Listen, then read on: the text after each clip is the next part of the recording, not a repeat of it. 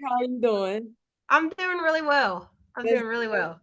that's good. How about you go ahead and introduce yourself a little bit for people that might not know you? Okay.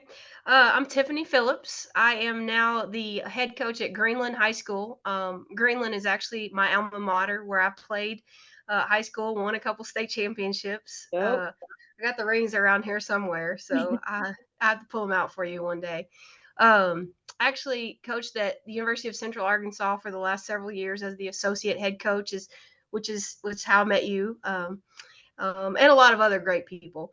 I've coached at every level, and I'm really enjoying being back home. I'm really enjoying getting to coach high school again, and just the teaching of the fundamentals and the breakdown of everything. It's been really good for me as a coach, and it's been good for me mentally as well.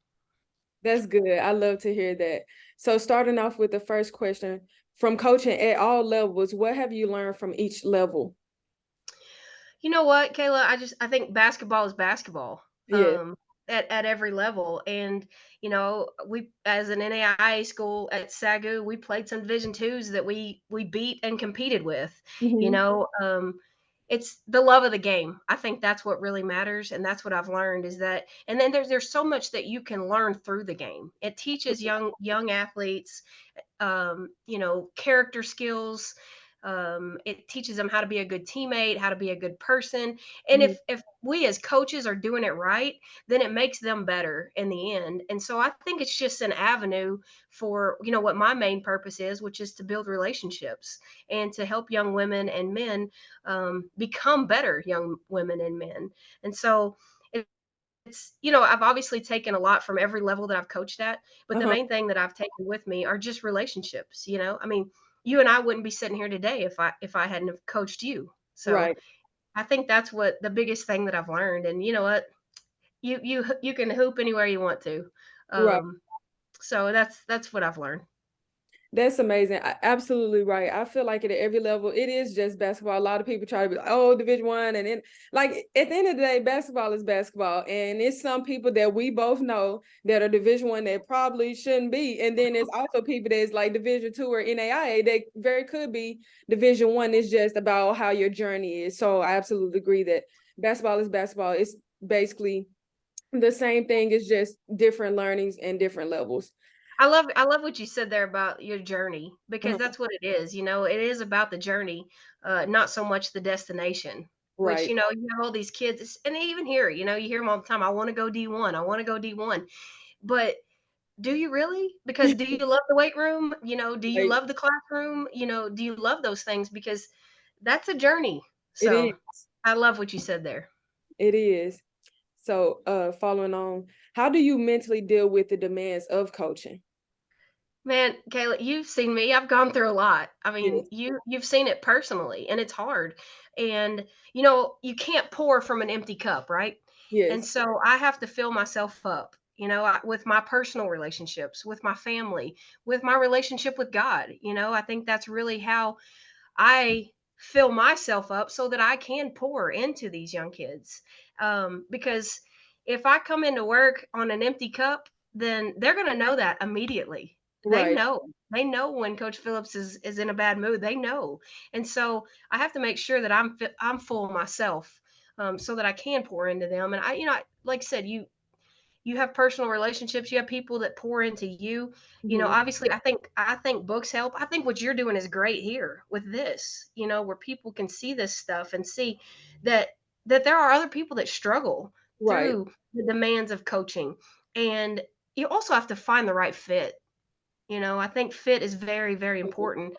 And so for me, like, being home has Mhm. been an extra added benefit for me, and it pours me, I mean, it fills me up every single day when I walk into this gym where I spent a lot of hours of, Right. you know, sweating and getting yelled at and all those things. And it pours into me. So, but I do think the biggest thing, and I know you'll hear my answer in this and everything, is relationships. And, you have to have strong relationships if you're going to be a strong person. You do. Relationship is what kind of builds somebody for us to bounce off of. So it's not like we're just combating all of that into our head. Now we can get get to talk to other people, our family, our friends, God, that's going to, help carry some of those burdens with us. So I'm really big on relationships. We both, me and you know that. So Yes. that's just a part of kind of what I've been trying to really build and hone in on with myself. Um, how do you help shape your players' mental health?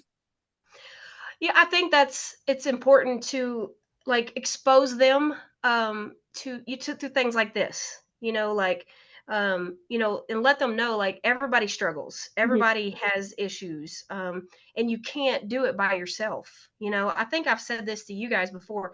If you want to go fast, go alone, but if Mhm. you want to go far, go together.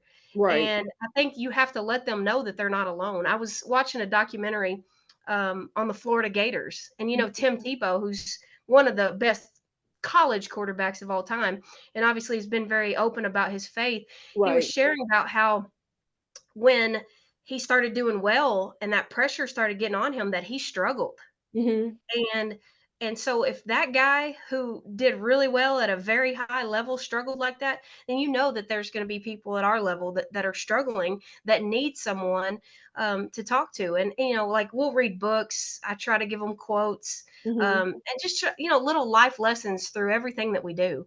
I'm big on like tweet that or something like that. Like I'll say something, I'm like tweet that, but they remember those things. And Mhm. so I think it's just important, to pour into them and make sure that they're okay. And you Mhm. can't sit here and kids having an issue with something at home. Well, you gonna sit here and talk about basketball? No, Right. no. You have to pour into them in different ways and invest in their lives as more than just a coach. You want to be someone who they can come talk to, who they want to come talk to, who they're not scared to walk through that door and speak to when they're having issues. And I Mhm. think that that's the biggest, hopefully, the biggest thing that I've done for them is to let them know, or anybody that I've coached, you can always talk to me. Mhm. You can always talk to me. And so I think that's a big thing. Mhm. That's really what's amazing about you, and I know they lucky to have you as a coach. But I know that I could come talk to you, and it wasn't always about basketball, or it wasn't always about what's going on the court. It's what's going on outside of the court, because that's where a lot of mental challenges come in at with high school and basketball players. It's not really just about the court; it's about family things or whatever that's bothering us that we just need to come talk about. And as a coach, you're not just a basketball coach, but you also got to be a mental coach or whatever that player might need you to be in that moment. Sometimes you have to, that's about being a coach. You have to adapt and change with, your Yeah. players. Yeah. And I love that about you. What advice would you give your high school players or any high school player about trying to reach the collegiate level to be, I think the biggest thing is just be realistic. mm-hmm, You have to realize, because you said it earlier, you and I both know some players that should not have been at the Division 1 level, and that there's some that may be playing at NAIA that could play D1. So I mm-hmm. think you have to be realistic about what you want to do. And again, fit is so important It is. because that's what I mean. We could have a whole Zoom on the transfer portal, but that's why it's so full. Is because of fit. People didn't find the right fit to begin with. And I know things change and things happen and coaching changes happen, but you have to be realistic. You have to set not necessarily goals, but you have to have a standard that you want to reach. And Right. and you have to realize that it's not just about what I do on that basketball court, but it is about what I do in the classroom. It's what I do in the weight room. It's all these things combined that are Mm-hmm, going to help me get to the next level. And also, you got to figure out something that makes you stand out right now, mm-hmm. because a lot of college coaches are they're recruiting from the portal only. And there's a lot of them that forget high school kids. And I'm not saying everybody does that, but a lot of coaches are going to the portal. So, what makes you stand out? What makes you different from that kid in the portal? Right. And so, I think you have to figure out what makes you stand out and realize it's not D1 or bust. It's just Mhm.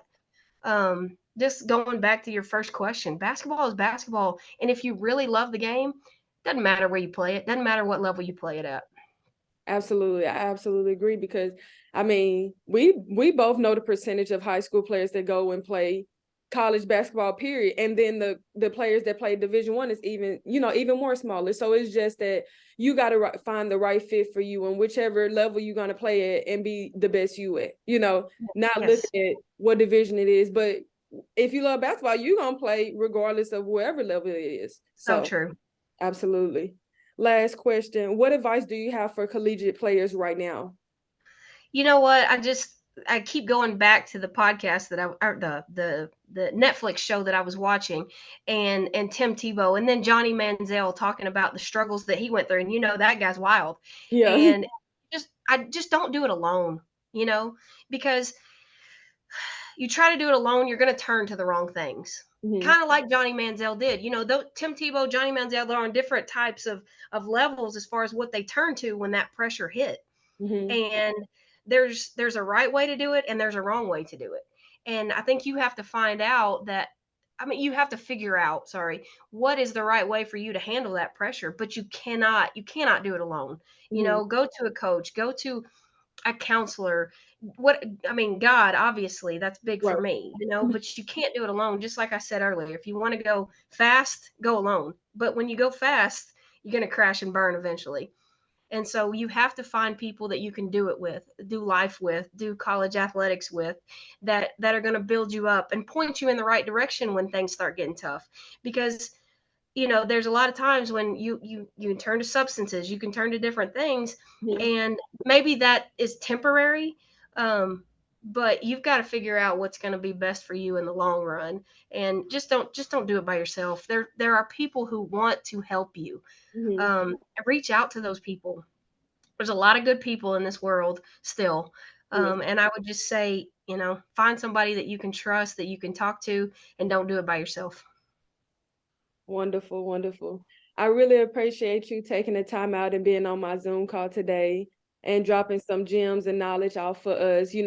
Like you said, you been at every level, high school, Division 1, NAIA, wherever it was, you've been there. So you've seen multiple different athletes, either live up to what they could be or crash and burn. And unfortunately, you just been there through it all, and you was able to help and pour into each school that you've been at. And I know that about you. And so I really appreciate you today. And I will definitely be in touch with you. And I wish you the best at Greenland. Yeah, Being at yeah. just, but yep. So I'll be in touch with you. Thank you so much. Thanks, Kayla. Send me some gear. I will. All right. Talk to you later.